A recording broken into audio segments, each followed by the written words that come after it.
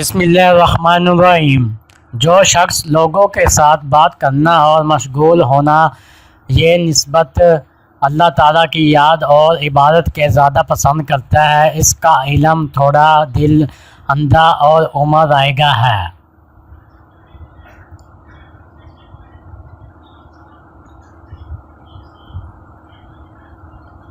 دنیا داروں کی دوستی مسئلے فالودہ کے ہے، جو خوش رنگ مگر بد مزہ ہوتا ہے۔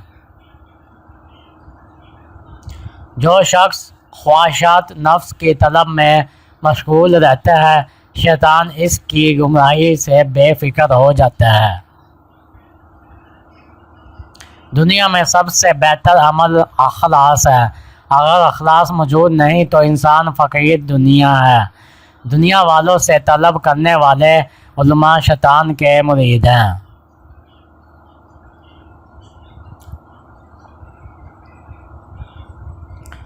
اللہ تعالیٰ نے امت محمد مصطفیٰ کو دو ایسی نعمتیں عطا فرمائی ہیں جو کسی بھی فرشتے میں نہیں ہیں۔ تم میرا ذکر کرو، میں تمہارا ذکر کروں گا۔ جب تم مجھ سے دعا کرتے ہو تو میں قبول کر لیتا ہوں۔ ریاکاری کی عبادت سود ضیاع سے زیادہ کچھ بھی نہیں۔ کم تول اور سود کھانے والے کی نشانی یہ ہے کہ اسے ہر دم دشواری نظر آتی ہے۔ سچے دوست کی رضا اور خوشنودی عبادت سے بہتر ہے۔ ایسا شخص جس طرح پاک باطن ہوگا، جس کی عمر گھٹ رہی ہو اور گناہ بڑھ رہے ہوں۔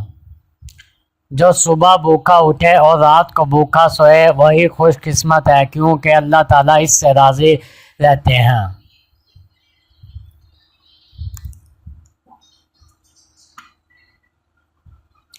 اور وہ انسان ہمیشہ بے سکون رہیں گے، کبھی سکون نہیں پائیں گے جب تک یہ دو کام نہ کریں گے۔